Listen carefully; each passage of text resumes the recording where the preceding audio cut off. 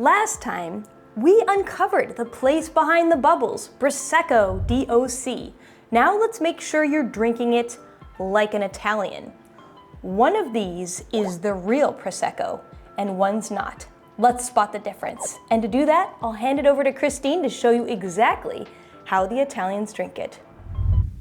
Hi, if we haven't met yet, I'm Christine Marsiglio and I'm a Master of Wine. I've lived in Italy, I got married there with a glass of Prosecco in hand, and I've spent many years visiting the region and visiting the winemakers there. So trust me, I know a thing or two about drinking like a local. So step one is you need to make sure that you have authentic Prosecco DOC. So you're gonna look for a blue label, a blue DOC seal on the neck of the bottle. The label must say Prosecco DOC, but you can also look for Prosecco DOC Rosé. And it has to be from Italy, no exceptions. So no seal, it's not the real deal. The Consorzio, that's a group of local producers who protect and promote the region, even use digital tracking to detect counterfeits. So if it's missing the seal, or if it says Italian style, it's not the real thing. Prosecco starts with glera. Naturally floral and fruity with bright acidity.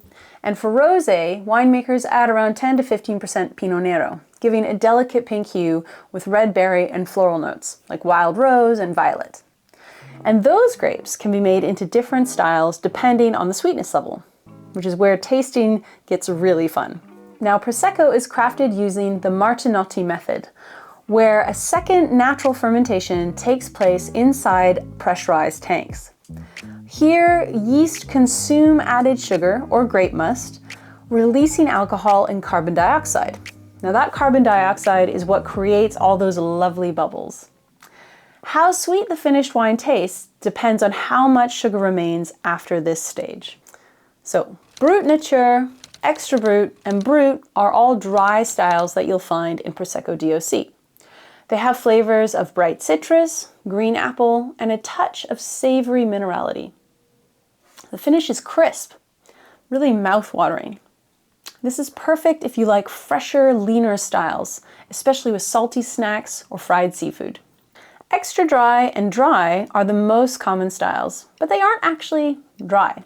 They're a little sweeter than Brut, with around 12 to 17 grams of residual sugar for extra dry, and between 17 and 32 grams per liter of sugar for dry. You'll notice riper fruit here. Peach, pear, maybe a hint of honeysuckle. Still fresh, but softer and more rounded.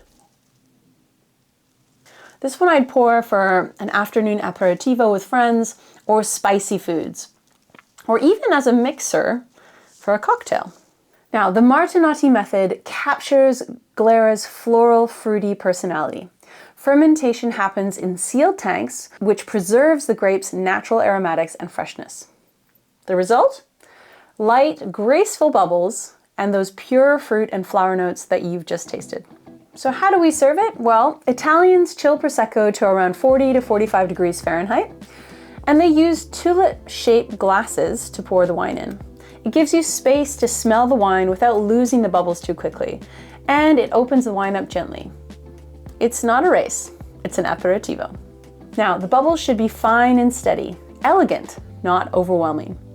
And sometimes it's enjoyed on its own, but often it's part of Italy's most famous cocktail.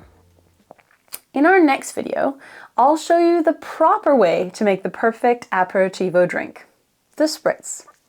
Now that you can spot, taste, and serve Prosecco like an Italian, next time we'll explore what to pair it with, from Venetian cicchetti to some surprising global favorites.